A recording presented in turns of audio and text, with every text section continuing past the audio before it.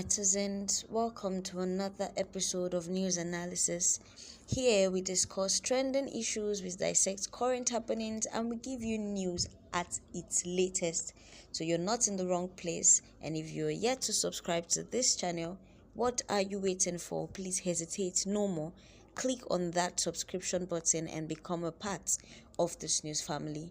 On today's episode of News Analysis, some X users, or Twitter users as we know, claim that the Bring Back Our Girls campaign was sponsored and used by Usaid to remove Jonathan from power, and as well demanded explanation from the champion and activist back then, Aisha Yesufu. Now, an activist, like we all know in Nigeria, if you're the current type, you would know this lady, Aisha Yesufu.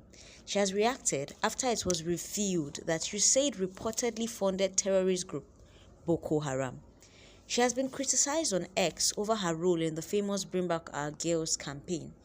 And this campaign came on the heels of the kidnapping of about 300 Chibok girls in Borno State.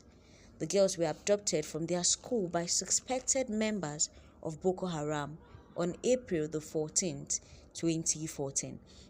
Now, some Nigerians believe that the incident was orchestrated, sponsored and targeted to oust the ex-president Goodluck Ebele Jonathan, who came from a minority tribe in Nigeria. Now, Jonathan eventually lost the 2015 general election to the former president Muhammadu Buhari, with the Bring Back Our Girls campaign playing a prominent role. The matter became a subject of discussion again on the internet after it emerged that the United States Agency for International Development, USAID, channeled about $697 million annually in funds to terrorist organizations, including Boko Haram, the Taliban, ISIS, and many others. Now, U.S. Congressman Scott Perry made the revelation on Thursday during a congressional hearing of the subcommittee on delivering of government efficiency. The session, which was titled The War on Waste, Stamping Out the Scourge of Improper Payment and Fraud, focused on alleged misappropriation of taxpayers' funds. It exposed how taxpayers' dollars, primarily through USAID, inadvertently sponsored groups hostile to American interests. According to Perry, he said your money, about $697 million annually, plus the shipments of cash funds, Madrasa, ISIS, Al-Qaeda, Boko Haram, ISIS Khorasan, and many other terrorist camps. This is where your money have been going to, and this is what you said is using your money to do. Following this massive and mind-blowing revelation, some ex-users claimed that Bring Back Our Girls initiative was also sponsored and used by USAID to remove Jonathan from power, and as well demanded explanation from Aisha Yesufu. One netizen said, I still stand that Aisha Yesufu should either apologize or tell us why she thinks she is innocent. Insulting David Hudeyen is not addressing the truth.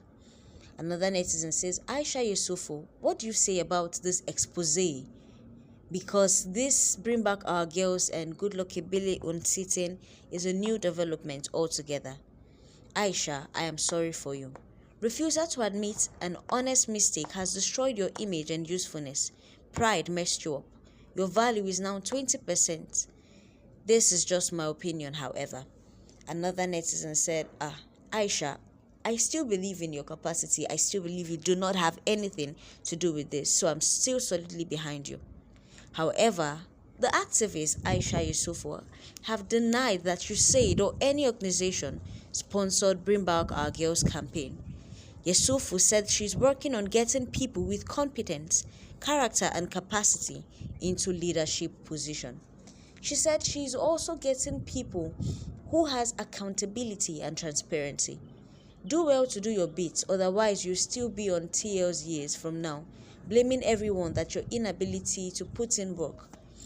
A lot of people have said a whole lot of things, but Yesufu is still adamant that nobody funded the Bring Back Our Girls campaign, saying what she did was so that the right person can come into power. She said she had nothing to do with that and she has nothing to apologize for. People said, you are telling Aisha Yesufu to apologize? She will not. Those Chibok girls are people's daughters.